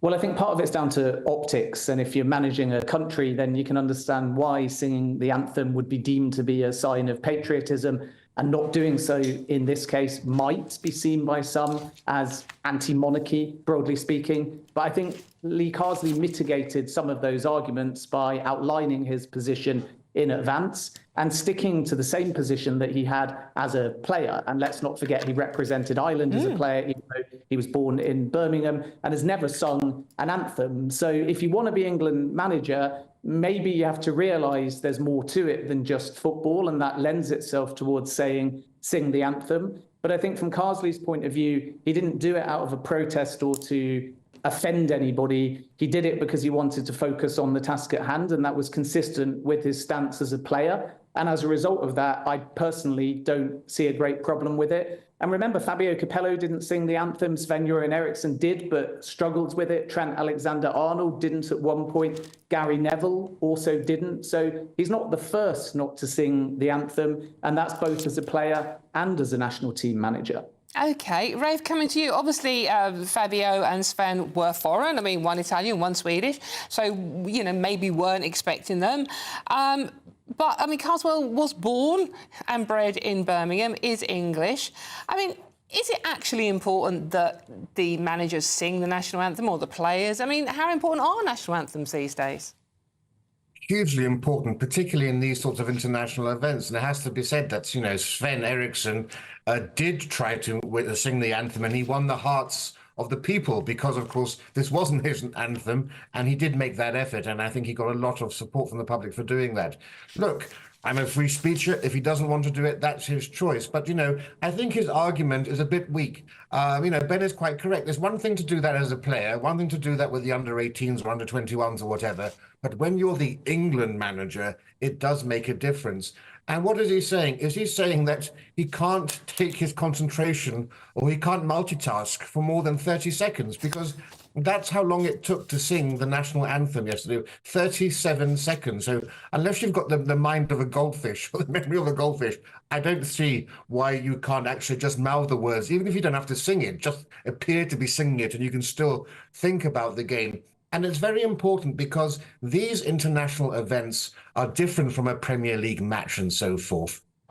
Importantly, people who don't actually care about football, who don't watch Premier League, we come together to watch the World Cup, watch the Euros, watch these sorts of events. Along with royal events, it's these sporting events that are the only other occasion, really, when we come together as a people. And it's these sorts of rituals and traditions that are so important in creating that sense of national unity. Kids grow up learning the anthem through these sorts of things. And it's, I think, terribly damaging to see people not take part of that when they have such an important role to play as national unifiers. And it also helps to unify the England team when they're all together singing as one. That's also really important for morale. Ben, I was just going to say that's quite an important point, isn't it? And it was very notable that both Declan Rice and Jack Grealish, who do also have Irish heritage and were indeed booed before the game because they were sort of like, you know, for that very reason, they both belted out that national anthem with absolute gusto.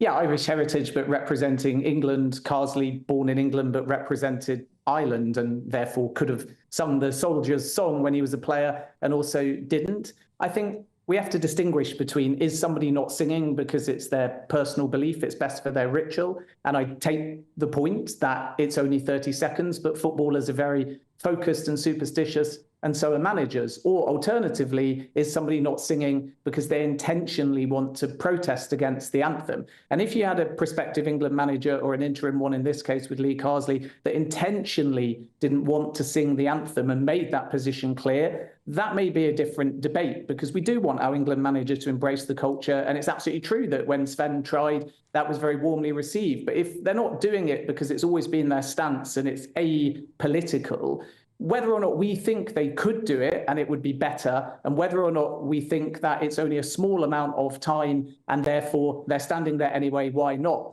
If that's the perspective and they're consistent and non-offensive, then personally I don't think it's an issue, nor should it preclude Carsley being welcomed as a potential candidate to become the permanent England manager. So you don't think it's, no pun intended, queered his pitch for getting the job full time? No, I don't think that it has any impact on that. I think when you interview to be England manager, you're judged on the football. So he gets a big tick for a 2-0 win over Ireland, and this will not be factored in. There could be foreign coaches that are candidates like Pep Guardiola that also don't wish to sing the national anthem. This is a line whereby football blurs with culture and patriotism and monarchy. And the only learning, I think, for Carsley compared to when he was a player is that now this job is not just about football. So maybe he has to reconsider whether or not, knowing that, he wishes to make a statement of singing the national anthem, or if he wishes to define himself as a prospective candidate by keeping things football only. And if he does, then he'll stick to his own beliefs. He won't sing the anthem. But I still don't think if he takes that route, it will affect his chances of getting the job. OK, Rafe, I can see you nodding along there. Go on. Explain what you were nodding along for. Carsley needs to up his game, if I can put it that way. He's no longer just somebody who is a player or dealing with a team that is, you know, below that of the England national team, and he has to understand that. And this was also something that was always going to be happening, expected. You know, the England team, when he was hired, you know, they understood that this was going to be an issue. So this is not he was not caught off guard here. This is something that he and the people who hired him have known was going to be an issue. I think that he has, if I can use another phrase, dropped the ball on this. And I think if he does want to become a serious contender, he will need to do that, because he has a greater duty now. This is not about the self. This is not about narcissism. This is about representing the nation. It only takes 30 seconds. And I'm sorry, there's nobody who can't multitask.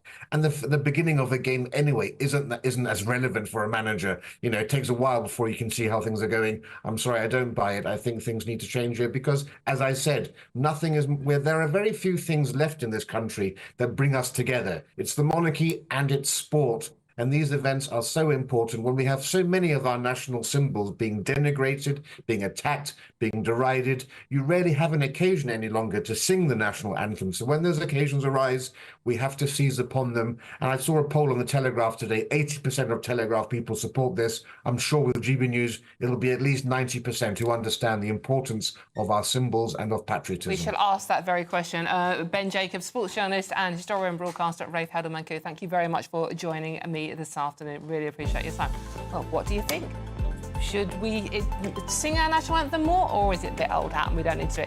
gbnews.com/your say.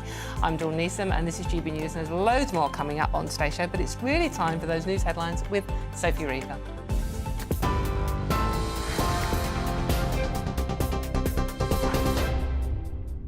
Thank you, Dawn. It's just after 2:30, and these are your latest GB News headlines.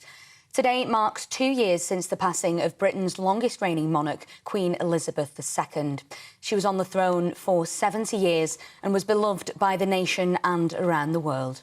Earlier today, the King and Queen attended Crathie Kirk Church, where the late Queen was a regular worshipper.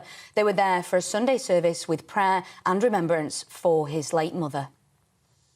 Prime Minister Sir Keir Starmer has hit out at the previous government this morning, saying the NHS has been broken in ways that he called unforgivable. These comments come as a Labour-commissioned review into how children are treated by the NHS is due to be published in the coming week. Speaking earlier, Health Secretary Wes Streeting said we need to make our NHS fit for the future. He was also asked about Labour's plans for VAT on private school fees after one parent has launched legal action against the government. Here's what he had to say. Schools can't say they weren't warned. We did make it very clear. And the priority for this money is to invest in the state education that benefits the 93% of pupils in this country, including the most vulnerable and disadvantaged. So that's the thrust of the policy. That's the government's agenda. It's for the 93% at state schools, not simply the 7% at independent schools. And people were forewarned, so they can't complain now. Meanwhile, Shadow Health Secretary Victoria Atkins told GB News she's concerned Labour are using the report into the NHS to cover their plans to increase taxes. What concerns me about the way that Labour is seeking to report this report is that they seem to be chasing headlines. Lord Darcy is a very respected, eminent surgeon. Of course, he is also, it's fair to say, a former Labour minister and a former Labour peer. But this report should be about what the state of the NHS is and providing solutions. And what worries me is that Labour is using this report as cover for the tax rises they plan to raise on us all at the budget in October. And finally, the Met Office has issued a yellow weather warning for rain for much of England and Wales. That's going to remain in place until 6 o'clock tonight. They've said this means a small chance of power cuts and flooding in people's homes, with some areas expecting up to 60 millimetres of rain by the end of the day. That's all for me from now. Tatiana Sanchez will have your next GB News headlines in the next half an hour. For the very latest GB News direct to your smartphone, sign up to News Alerts by scanning the QR code or go to gbnews.com/alerts.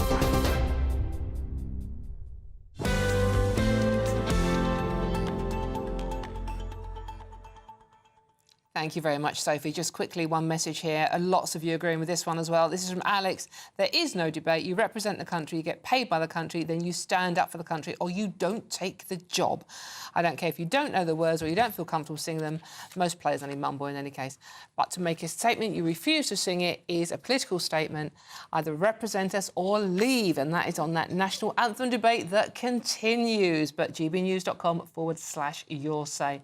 Lots more coming up in today's show. But before we go into what we've got coming up, Nana Akua show is on at 3 o'clock and she joins us now. Nana, what delights have you got in store for us?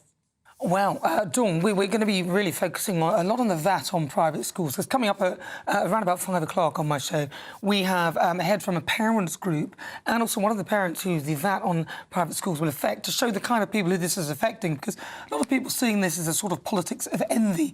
Because ultimately, those kids who don't go to those private schools will end up in the public school, in the sort of state school section. And this is not great because obviously there are elements to that are broken too. West Street his comments on Camilla Tommely's show, how he said it was unforgivable, the NHS is broken. Can you fully blame the Tory party for that day? And also the BBC. Some are calling them the Biased Broadcasting Corporation. Should they be allowed to be self-regulated? Because, you know, if you complain about something that you've seen on the BBC, it must initially go through their complaints procedure before it could even go to Ofcom, and then Ofcom will decide whether the complaint is even worthy. So what do you think? Should they be self-regulated or should they be more like you and me? That's all coming up. Indeed, it sounds a real crack of the show. And you can remember, get in touch with either Nana or myself. It's very simple. Lots of you want to talk about the BBC as well. gbnews.com/your say and join that conversation. Now, there's loads more coming up before we get to Nana as well. Have you ever wondered what it must be like to date Jeremy Corbyn? Well, Diane Abbott has spilled all the beans on her romance with the former Labour leader, which included him taking her on a hot date to Karl Marx's tomb. All of that and much more to come. I'm Dawn Neeson and this is GB News, Britain's news channel. We'll see you soon.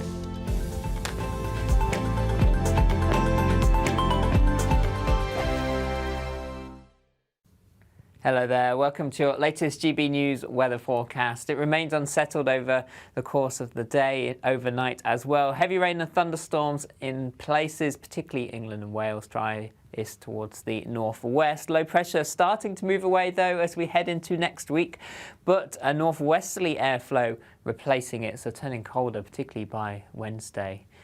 Back to the rest of Sunday, though. An unsettled afternoon across England and Wales. Outbreaks of heavy rain for northern England down into Wales. Thunderstorms across central and eastern areas. Some localised flooding possible. A Met Office warning out through the day here. Temperatures up to around 22 Celsius in the sunshine. Rather cloudy across Scotland and Northern Ireland here.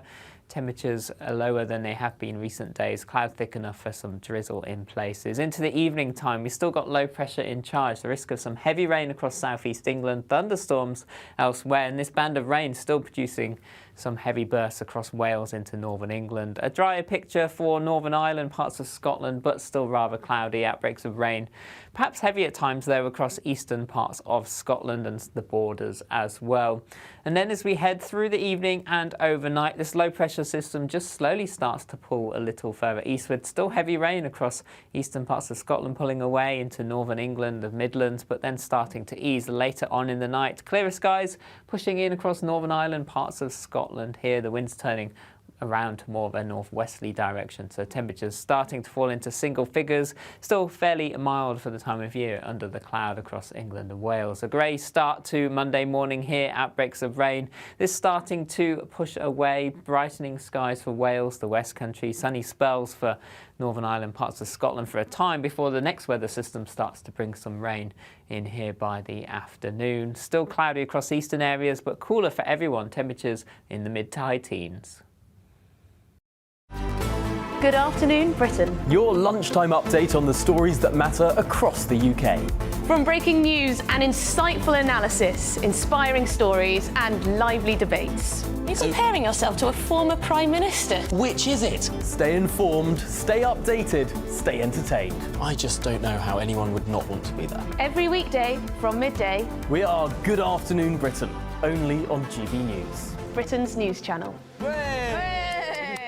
If you want your news to be straight talking... This is a nightmare for the Conservatives again. Down to earth. It's not just Nottingham where this is happening, is it? And most importantly, honest. Hard-working, middle-class taxpayers, they'll get their book thrown at them. Then catch me, Martin Daubney, Monday to Friday, 3 till 6 p.m. on GB News, Britain's news channel. I'm Emily Carver. This is GB News, Britain's news channel.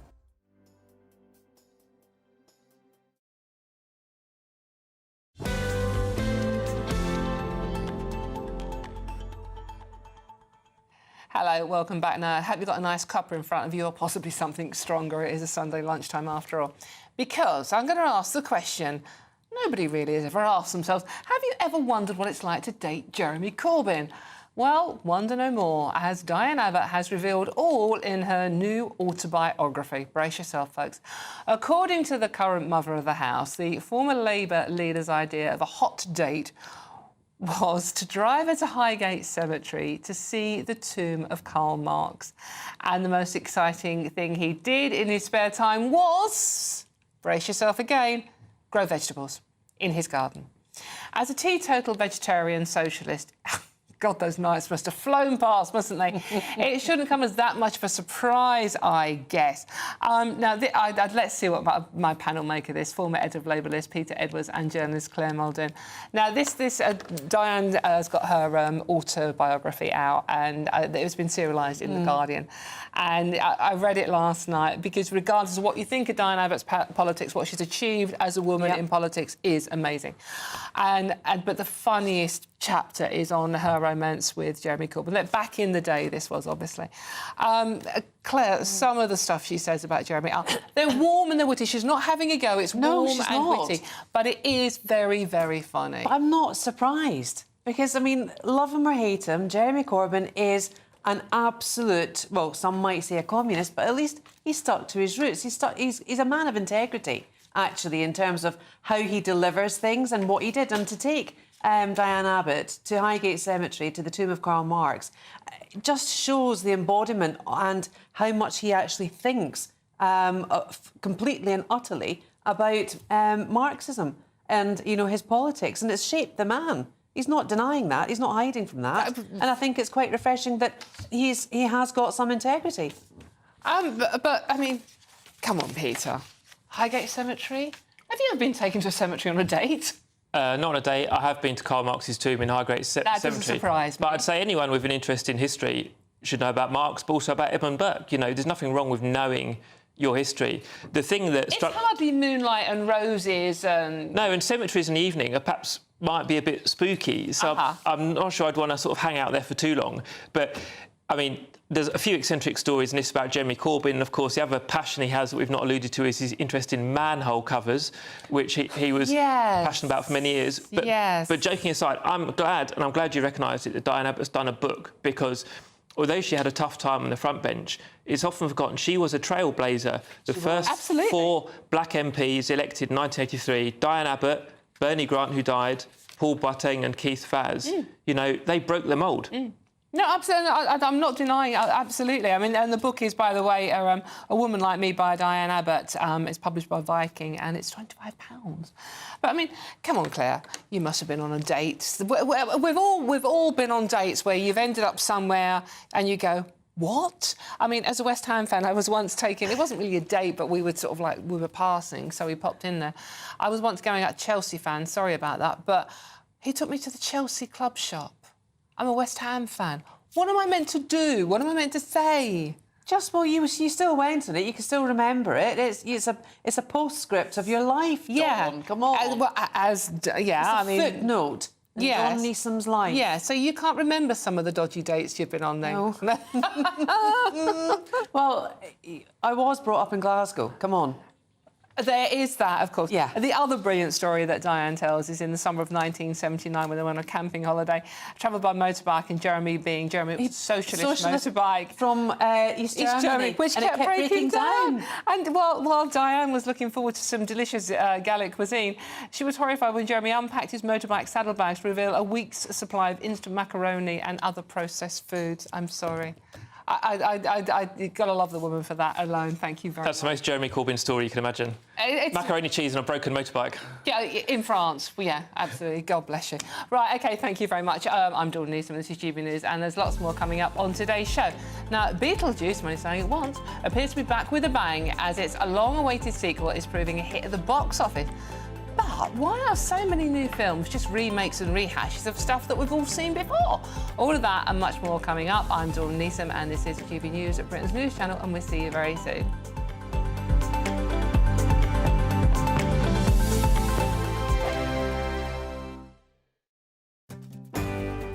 I'm Michael Portillo. This is GB News, the People's Channel, Britain's news channel.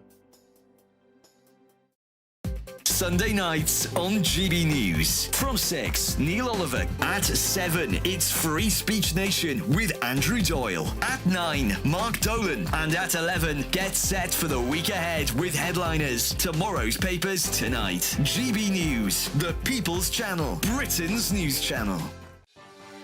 Martin Daubney. Weekdays from 3 p.m. What prompted you to go on your incredible journey? Well, you know, I was fighting my own demons at the time, you know, before I started the walk, and it had been a long journey, if you like. And, you know, I knew that I needed to make a change, and my daughter had just flown the nest. I was a single parent before this, and previous to that, I was ex-parachute regiment. And I knew that I needed to make a change, because if I didn't, I'm not sure where I would have been now, if that makes sense. So, yeah, something just came into my head at the very end of July and said, look, go and walk the UK coastline. And that's exactly what I did. And 6 years later, we've just finished. You met your missus on the journey as well, didn't you? So truly, Chris, a transformative journey for yourself. Yeah. Yeah, I mean, look, you step into the unknown like that, you know, you have no idea how things are going to work out. You go out with so little expectation, but only really with the aim to, you know, for me personally, to come back feeling a lot better than what I was before I left. And that certainly succeeded. So everything that happened along that journey was one big learning curve. And I got to learn a lot about myself, a lot about, you know, the public and people. And yeah, it was just a life-changing transformation for me. And, you know, I learned so much, and I know what I want to do with the rest of my life as a result of it. And I met the most amazing people, and, you know, worked hard. 6 years of carrying your house on your back isn't the easiest feat in the world, I can promise you that, but it was worth every single step, because, I rescued a dog along the way. I met my now fiancée, Kate Barron, along the way, and we had a baby together along the way as well. So to start in the position that I did and then end up with all of that coming over the line with me was just something that I never expected, and I couldn't have dreamed it up, to be honest. GB News, the People's Channel. Join me, Nana Akua, for an informative, interactive news programme with a difference. It's fun. No, he didn't say that, Dave. I'm so surprised. I think there's an element of truth to that. Join me from 3 p.m. every weekend, only on GB News, Britain's news channel. I'm Simon Evans, and this is GB News, Britain's news channel.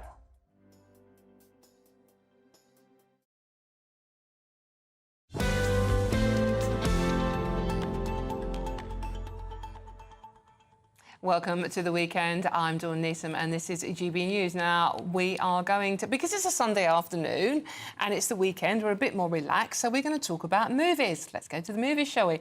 The long-awaited sequel to the Tim Burton classic film Beetlejuice was released in cinemas on Friday, and it's expected to make over $100 million.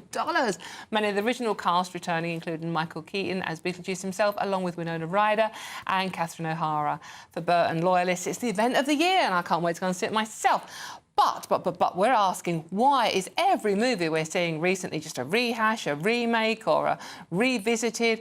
Oh my God, it's never ending. I went to see Alien the other day, and it's like I felt like I saw that in the 90s, which I did. I'm joined now by film critic Van Collin to explain what's happened to new movies.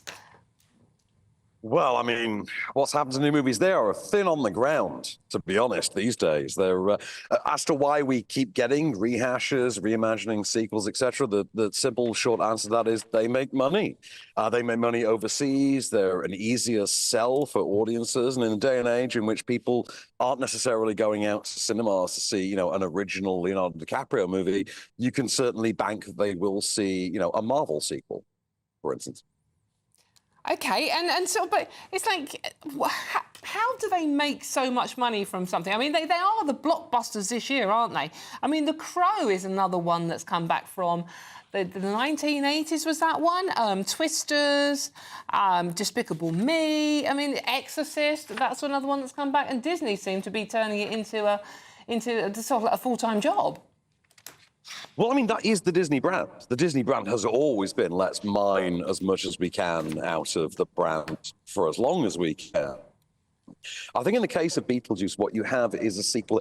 It felt fiscally irresponsible not to make it. There had been a Beetlejuice sequel in development for, nigh on 30 years. We had Beetlejuice in Love, Beetlejuice Goes Hawaiian. These are actual movies that nearly existed. Kevin Smith nearly wrote the latter. And it's worth noting that when you see the new movie, you do actually get the impression they have kind of lumped all these scripts in there. They make money because we've now had so much time between a lot of these movies that you have the parents going, but also them trying to lull the kids in along the way. Beetlejuice is very much that, where you can't quite understand what the kids' angle, what the Gen Z angle for that is, even though it does play like Wednesday the movie. Like, it's made by the Wednesday guys. It's directed by Tim Burton, who made the Wednesday show. It stars the actress from Wednesday. Mm-hmm. And yet at the same time, they are also dining out quite heavily on, yes, but Gen Z's parents want to go and see this with them. And that's quite clearly a recipe for some cash success. Warner Brothers are lowballing this. I think it will massively exceed that. I don't know by how much. Warner Brothers are estimating at 80 million. The conventional wisdom is 100 to 120. I wouldn't be shocked to see it between that 100 and 120. Wow, that's why they do it. Thank you very much. That's Van Con, a film critic there on why we never get to see any new movies, just reimagined ones from the past. Running out of time, unfortunately. Let's come to you, Claire, quickly. You've got a theory about this, haven't you? I do, and I think it's a throwback to the writer's strike. I think there has been an awful lot of pre-development. COVID as well, and lockdown, has actually added to that the fact that there's not a lot of creativity now, and the writer's strike put a hold on everything. Nothing new was written, and what's the easiest way for Sony, for Warner Brothers, and the rest of them in Disney to rehash, reimagine, and remake? OK, Peter, are you seeing any of these remakes, rehashes? I hardly ever go to cinema, to be honest, but I think it's a case of follow the money, as Claire alluded to. Yes, these are works of art, but they're produced by corporate behemoths, which are the studios. Follow the money. By the way, I should also say, people that say TV isn't always planned, and you interviewed a contributor called Van, who seemed to be in a car park. Yeah, I did see. Well, it was quite a dramatic car park. It worked perfectly. To be fair, it did look, it looked like it was a scene straight out of Beetlejuice. Yeah. So is there one film that you think they should just not touch? Don't go near it. Don't do anything with it. Just leave the original because it was so brilliant. Godfather. Ah.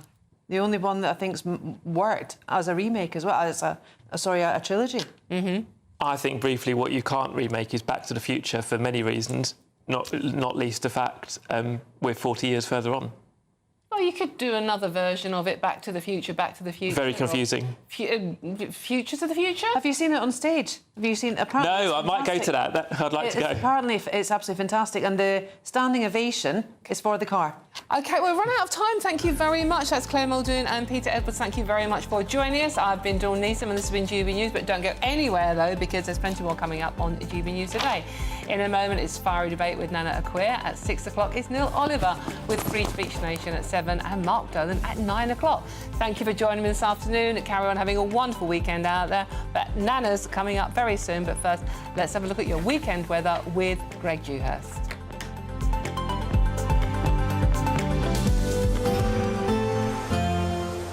Looks like things are heating up. Boxed boilers, sponsors of weather on GB News. Hello there, welcome to your latest GB News weather forecast from the Met Office. Low pressure slowly starting to move away, still some heavy showers through until the evening time.